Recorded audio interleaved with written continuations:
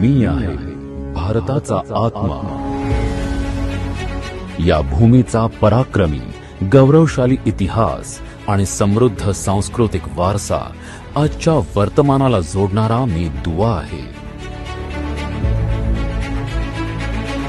मोहम्मद बिन कासिमच्या आक्रमणापासून सुरू झालेला आपला स्वातंत्र्य संग्राम पुढे तब्बल 1200 वर्षे सुरू राहिला. या अग्निपरीक्षेतून आपण तावून सुलाखून 1947 साली निर्णायकरित्या बाहेर पडलो.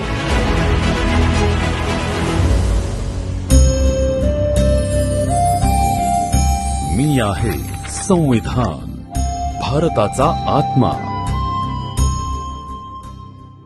Let us leave aside slogans. Let us leave aside words which frighten people. Let us even make concession to the prejudices of our opponents.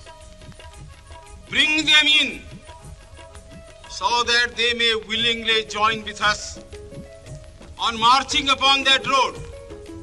If we walk long enough, must necessarily lead us to unity. जगात भारताला आज बहुमान आहे, कारण भीमबाचे ते संविधान आहे, कारण भीमबाचे ते संविधान आहे.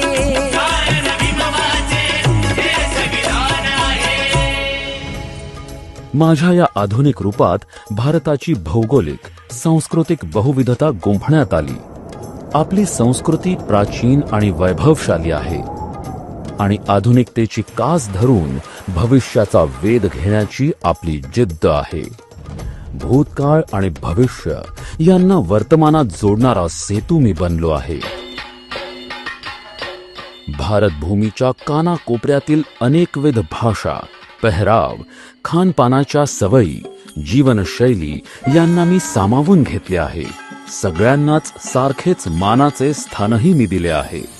आपल्या वैभवशाली भूतकाळातून विकसित झालेली स्वातंत्र्य, समता, बंधुता, सर्व प्राणीमात्रांचा सन्मान ही मूल्ये माझा अविभाज्य भाग आहेत. नागरिकांचे सर्व प्रकारचे हक्क आणि त्याच बरोबरीने त्यांच्या कर्तव्यांचेही मार्गदर्शन माझ्यात तुम्हाला आढळून येईल. माझे हे आधुनिक स्वरूप म्हणजे कुठून तरी दुसरीकडून केलेली विचारांची उधार उसनवारी नाही, तर या भूमीतूनच उगम पावलेल्या आणि आजही सर्व जगाला मार्गदर्शक ठरू शकतील अशा वैश्विक विचारांचे प्रतिबिंब आहे. स्वाभाविकच या देशाची सनातन आणि नित्यनूतन संस्कृती, परंपरा यांच्याशी माझे घट्ट नाते आहे. आपल्या देशात वैदिक काळात नागरिकांच्या सभा समित्यांद्वारे शासन चालविले जात असे. वैशाली, लिच्छवी, कोल्य, शाक्य आदी जगप्रसिद्ध गणराज्यांचा कारभार लोकशाही तत्वांनुसारच चालविला जात असे. रामराज्यात अगदी शेवटच्या व्यक्तीलाही आपले मत मांडण्याचा, न्याय मिळविण्याचा अधिकार होता हे आपल्याला आढळते. भगवान गौतम बुद्धांच्या शिकवणीतून करुणा, नैतिकतेचे दर्शन आपल्याला घडते.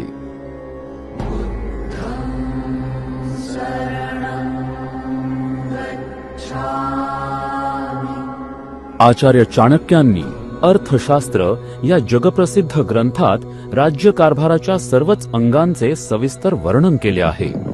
मित्रदेश आणि शत्रुदेश यांच्याशी संबंध कसे ठेवावेत इथपासून राजाचे अधिकार आणि मर्यादा, प्रजेचे अधिकार, नागरिकांची कर्तव्ये इथपर्यंत त्यांनी विश्लेषण केले आहे. छत्रपती शिवाजी महाराजांनी लिहिलेल्या आज्ञापत्रांमध्ये रयतेकडून शेतसारा न्याय्य पद्धतीने कसा गोळा करावा, युद्ध मोहिमेवर निघालेल्या सैन्याच्या खर्चाचा भार जनतेवर पडता कामा नये अशा अत्यंत मार्मिक आणि महत्वाच्या सूचना केलेल्या आहेत. अशाच साऱ्या घटना आणि प्रसंगातून माझे आजचे आधुनिक रूप साकार झाले आहे. हीच माझ्या निर्मिती मागची मूळ प्रेरणा आणि आपली अस्सल भारतीय विचारधारा सुद्धा आहे. महात्मा गांधी नेहमी म्हणायचे की आपल्याला रामराज्य आणायचंय. रामराज्य आणायचा अर्थ काय आहे? रामराज्य आणायचा अर्थ असा आहे, समाजातला शेवटचा जो व्यक्ती आहे त्या शेवटच्या व्यक्तीचंही राजा जेव्हा ऐकतो, राजा जेव्हा भेदभाव करत नाही, त्याला रामराज्य म्हणतात. समाजातल्या प्रत्येक व्यक्तीला समानतेने जगवतो, त्याला रामराज्य म्हणतात. समाजातल्या छोट्या छोट्या लोकांना एकत्रित करून त्यांच्यातनं पौरुष जागृत करून जेव्हा त्यांना शक्ती राजा देतो, त्याला रामराज्य म्हणतात. माझे आधुनिक रूप आपल्या परंपरांशी नाते जोडणारेच आहे. रवींद्रनाथ टागोरांच्या शांतिनिकेतनमधील प्रख्यात चित्रकार नंदलाल बोस यांच्या समर्थ कुंचल्यातून साकार झालेली चित्रे माझ्या आधुनिक रूपाच्या सजावटीत आपल्याला आढळतील. अत्यंत वैभवशाली सिंधू संस्कृती, वैदिक काळ, रामायण, महाभारत, भगवान गौतम बुद्धांचा काळ यांचे दर्शन त्यांनी माझ्या पानापानांवर घडवले आहे. थोडक्यात भारताच्या प्रदीर्घ आणि समृद्ध भूतकाळाचेच दर्शन या चित्रांतून घडते. काळ आणि परिस्थितीनुसार समाजाच्या, देशाच्या गरजा, इच्छा, आकांक्षा बदलत असतात. अर्थातच संविधानात त्यांचे प्रतिबिंब उमटणे आवश्यकच असते. हे लक्षात घेऊनच वेळोवेळी माझ्या रचनेत सुधारणा केल्या गेल्या, घटना दुरुस्त्या केल्या गेल्या. उदाहरणादाखल सांगायचे तर 73व्या घटना दुरुस्तीच्या माध्यमातून अगदी गाव पातळीची लोकशाही अधिक बळकट झाली. अगदी अलीकडेच कलम 370 हटविले गेल्याने देशाची एकात्मता अधिक मजबूत झाली. महिलांना राजकीय आरक्षण देणारी 106वी घटना दुरुस्ती हे तिचे नारी शक्ती वंदन हे नाव सार्थ करणारी आहे. महिलांना समान संधी देण्याचा मोठा प्रयत्न यातून केला गेला आहे. देशात सर्व नागरिकांना समान न्याय आणि समान अधिकार असावेत ही माझ्या शिल्पकारांची इच्छा होती.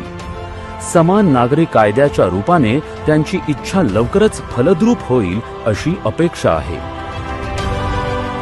बाबा साहब ने कहा था, धार्मिक आधार पर बने पर्सनल लॉ को खत्म करने की बाबा साहब ने जोरदार वकालत की थी. समान नागरिक संहिता को राष्ट्र की एकता और आधुनिकता के लिए अनिवार्य बताया था. पण माझी ही 75 वर्षांची वाटचाल सोपी नव्हती. या प्रवासात माझ्यासमोर अनेक मोठी संकटे सुद्धा उभी ठाकली. संविधानात वर्णन केलेले आदर्श कधी कधी क्षुल्लक राजकीय स्वार्थासाठी पायदळी तुडविण्याचे प्रयत्न झाले. याचे ठळक उदाहरण म्हणजे 1975 साली भारतावर लादली गेलेली कुप्रसिद्ध आणीबाणी. माझ्यात वर्णन केलेली मूल्य, नागरिकांचे मूलभूत हक्क आणीबाणीत पूर्णपणे हिरावून घेण्यात आले होते. माझ्यावर झालेला हा मोठाच आघात होता. लोकांनी बहुमताने निवडून दिलेली राज्यांमधील सरकारे संविधानातील कलम 356चा गैरवापर करून बरखास्त करण्याचे प्रयत्न अनेकदा झाले. पण या प्रत्येक प्रसंगातून देशातील सर्वसामान्य नागरिकांनी माझ्यावर विश्वास ठेवला. या दृढ विश्वासामुळेच या साऱ्या संकटातून आपण मार्ग काढू शकलो. आपण जी लोकशाहीची हत्या म्हणतो, हे त्या कालखंडामध्ये झालं. सर्वोच्च न्यायालयाची जी सुप्रीमसी होती, ती सुप्रीमसी काढून टाकली. जागाच्या जागा बळकावण्यात आल्या. मोठ्या प्रमाणात घरांची तोडफोड करण्यात आली. आणि म्हणूनच याचा विरोध करण्याकरता ज्यावेळी सगळे विरोधी पक्ष एकत्रितपणे उतरले, आणीबाणी लावण्यात आली, लोकांना जेलमध्ये टाकण्यात आलं. अनेक लोकांची घरदारं उद्ध्वस्त झाली. घरचा करता पुरुष आज 20-20 महिने, 19 महिने, 18 महिने जेलमध्ये. आपण जेलमध्ये का गेलो, आपल्याला का जावं लागलं, अशा प्रकारचा विचारही या लोकांच्या मनात आला नाही. कारण सगळ्यांना हे माहिती होतं की देशाची लोकशाही वाचवायची आहे.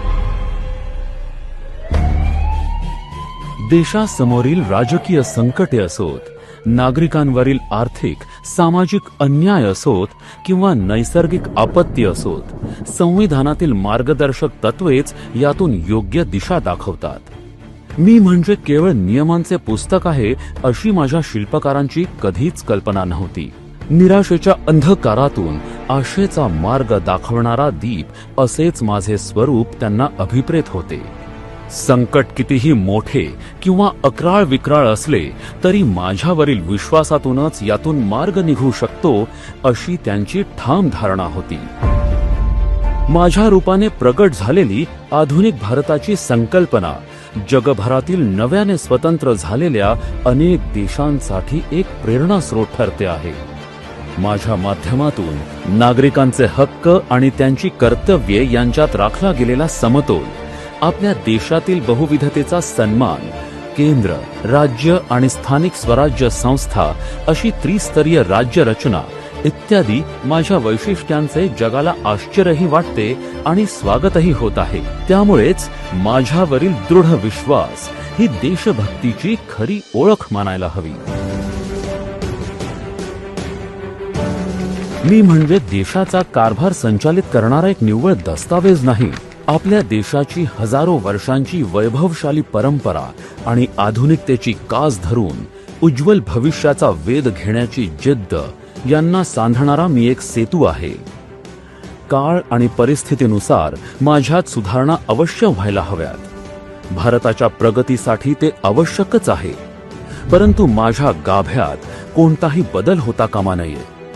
माझ्या या आधुनिक रूपाच्या 75च्या निमित्ताने आपण सगळ्यांनीच हे ध्यानात ठेवायला हवे की हे संविधान आपणच निर्माण केले आहे आणि आपणच आपल्याला प्रदानही केले आहे. त्यामुळे माझा सन्मान राखणे हे आपल्या सगळ्यांचेच कर्तव्य आहे.